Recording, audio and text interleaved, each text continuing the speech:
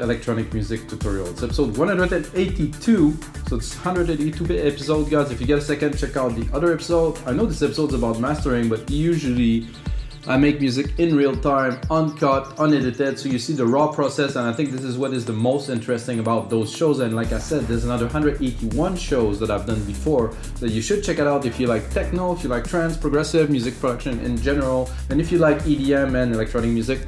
You have to smash that like button, guys. So today, or tonight, or whenever, it is our day 7 of our techno week, and we're gonna master the track that we made that was episode 176 that we actually arranged and mixed in episode 181, and now we're gonna master it, so it's gonna be a finished product that I will actually release. Again, I would like to set a release date and do things, but I'm a little bit too busy for that. So when I release music, I really want to promote it and do something with it, so now I will hold back on releasing music until probably March or April next year, but this one will be released. I'm really happy with it. It is a special track. Everybody that heard it were like, man, this is a banger. So I'm really happy that get such feedback from you guys and from everyone.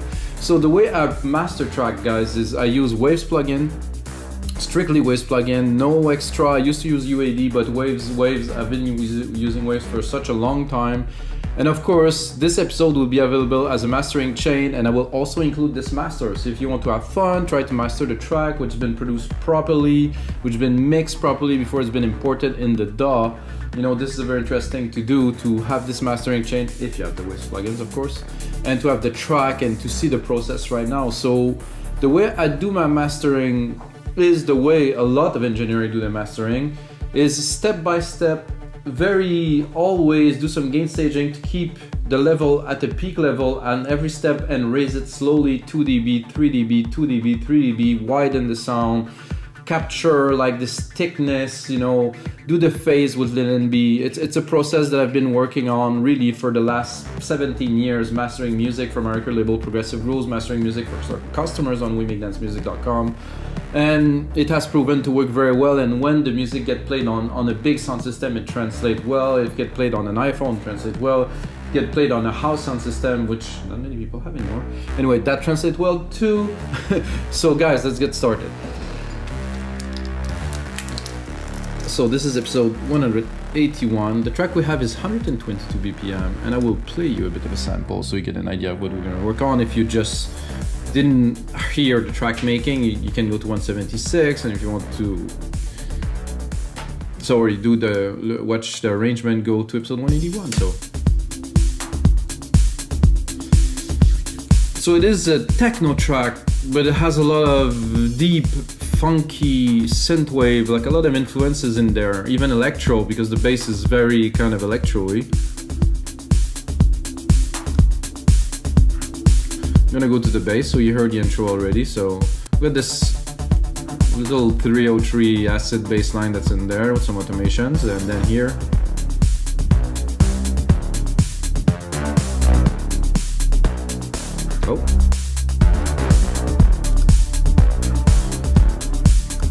I'm gonna go straight into the first stage because it's already here, guys. So there's an auto gain on this equalizer, and I'm using it only to gain a little bit of volume. So because of the auto gain, guys, I can run the track to it, and if it peaks higher than 0, then I can do auto trim, sorry, not auto gain. I can do the auto trim, and it will trim down, so I will have the peak level of the track without clipping, which is very important for me. So when I feed my mastering chain, I want to have the highest level at every stage, so I can gain it slowly and I'm not losing and over compressing on one. So the input is very high and the output will maintain with a little bit more depending on the process that I'm putting on.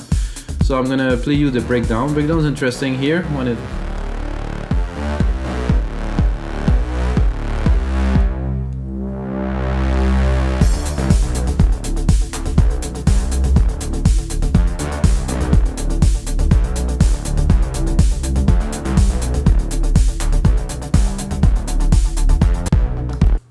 So guys, this is the track. I think it's well mixed. You can see right away there's not much peaks anywhere. It's not very loud. We have a lot of room to work on. So I have 5.3 dB of gain here. I don't know if I will preserve it, but I think so. And the first step is this: I do my gain staging, I get the maximum volume to input it into the chain. The first step would be this is like a tube EQ that give to me a little bit more. There's a stereo image in this plugin that is different. It just I don't know, there's a better focus in the stereo field, and it does bring a little bit of warmth. Not a lot, but still. And then I'm going straight into a linear EQ, which I use if I need to. I think in this track it will not be necessary. The track has been mixed by me, so you know, when I mix my track, this is my flavor. So I don't need really to enhance it. Sadly, I cannot visualize the output of this, but I can see here that I have 1.5 dB of space. That means I'm peaking almost at zero, so we're good. We're gonna continue. Then I go into a L2, just a bit. So the L2 is to trim the peaks. So let's say we have some peaks here, maybe some crashes, something that are going a bit overboard. I want to contain them a little bit. Why do I want to do that? Because after that I'm going into a LINMB, and the LINMB will equalize the phase, and if I have those peaks, I will not be able to reach the volume I want. So doing it step by step, I'm able to slowly increase the volume, diminish the peak, and make like a nice thick sandwich of submarine of sound that will be where it should be without too much mustard, that is. So this here. I'm gonna check how much attenuation I get here, 0.5, so I can bring it a little bit more. I would say 2.2 here. The goal here is not necessarily to raise the volume too much, and I told you about this here, auto trim. Because I do auto trim here, I have to check on my chain here again. 1.2, I can do a bit more.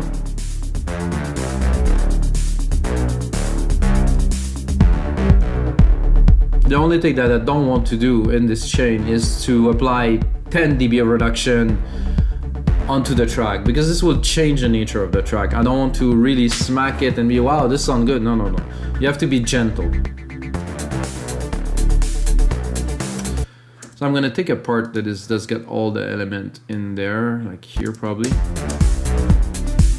to be able to really feel the kick and every time that I won't have it.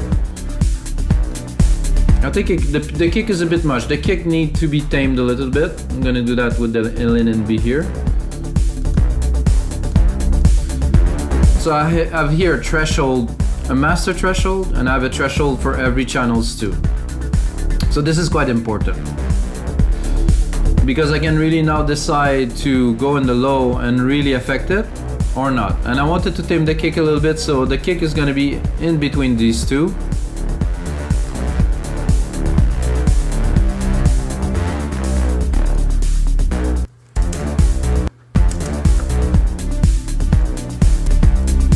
Without, with. It's much more contained. It might sound less impressive, but it has to be correct. It's not about like a lot of people say, impressing the client. You know, it's not the point here. The point is to be correct, and the track to translate well in all sound system. I like the punch without. So see, without, to me, it is there. It's a little bit too loud and it's not quite focused. With it, oh, let it roll. It is there. It sits right. It should sit where it should sit in the mix. And because there's also a drum, say tak ta tak ta tak ta tak. It's not a simple kick. There's also the drums. It's a bit more complex. Sound good to me. Let's make sure we're not clipping again. And then we're going in API2500. It's more of a glue, a bit of character. Again, a couple dB.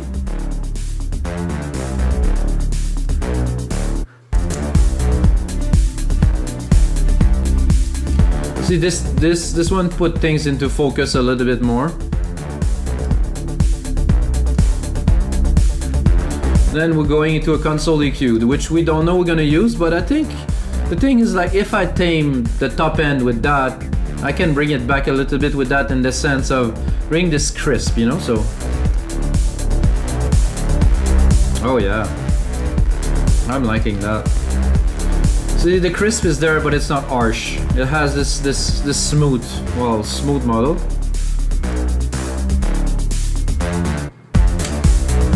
Without.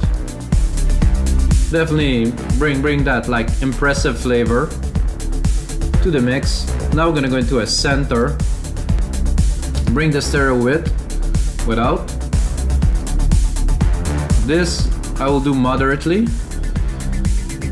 Surely because there's quite a bit of reverb onto the main element, and if I go wide, I can really kind of feel the room. I think it's exaggerated, and I don't want this. Again, do the gain here a little bit. No clipping. Without. With. I like it because this main element, the bass main element, kind of splitted, and it has this present in both ears. As if I remove it, it sound like a bit like not so wide and like rich. It just sounds like it's there, but it doesn't have the quality. With this, oh yeah, definitely next level. I got a Kramer tape, which I will not use. Then we're going to the master SSL Comp a little bit. Again, not too much. This will glue the mix further. So width, photo release, attack 3 millisecond, threshold very open, again 2 dB, maybe 2.5 dB of reduction, like, which I cannot see because it's analog. Zero makeup. Without. With. Oh, this glued the low end and the bass nicely. And then I'm going into another instance of LINMB, which are really tight opto mastering. That will just contain some part of the track, but I affected very lightly. So I will not. This I won't. So without. So you have a feeling that the volume is raising, but it isn't. So without. With. We're not necessarily raising the volume here. We're focusing the high end, the mid lows to be really where they belong. But it sounds absolutely sick. Then we're gonna do L316, but it always depends where am I at with the loudness here. I'm still low in loudness, so I will have to use this a little bit to bring it to, let's say, minus 10-ish.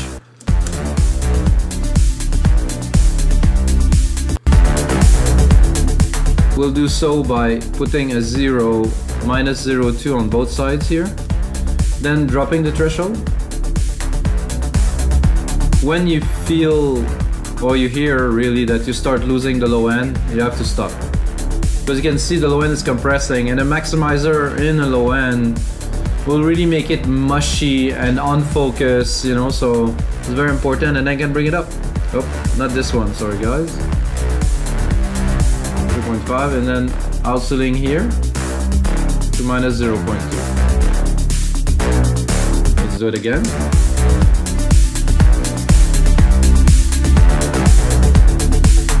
So even knowing, I think I would give it a little bit more. So now we're good. Minus 10 dB average. So guys, this is the process that I use when I master a track. I know I sound, maybe I'm excited because this track in particular really get me pumped up. And now you can look at the volume, make sure that you're not clipping, and when the track enter the mastering chain, and check out. I'm gonna check out a little bit the view meter to see if we have any peaks or anything. So far it sounds very good, and let's just have a listen to the track, guys.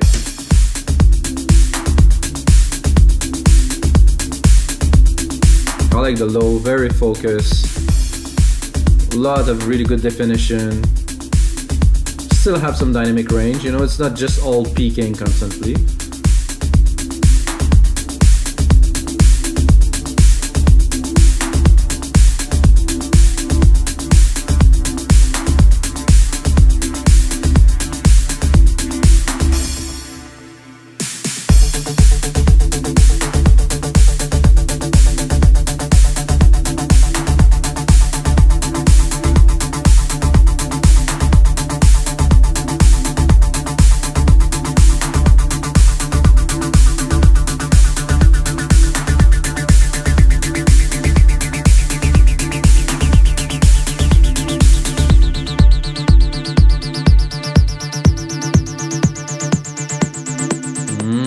Tasty.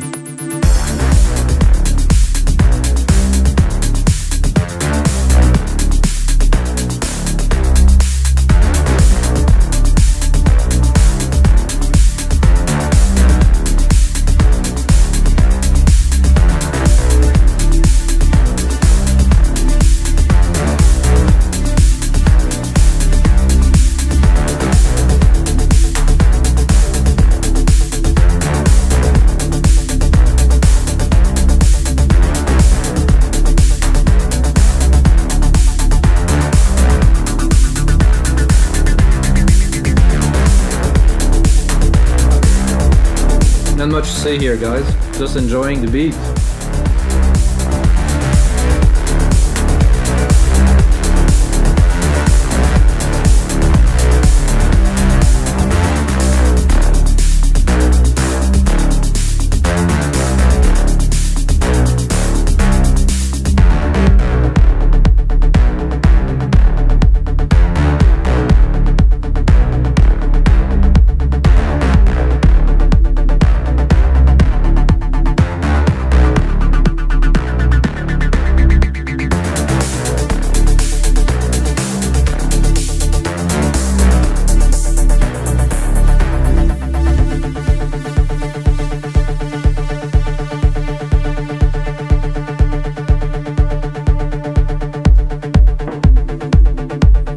That would set the tone in a nightclub, I would say.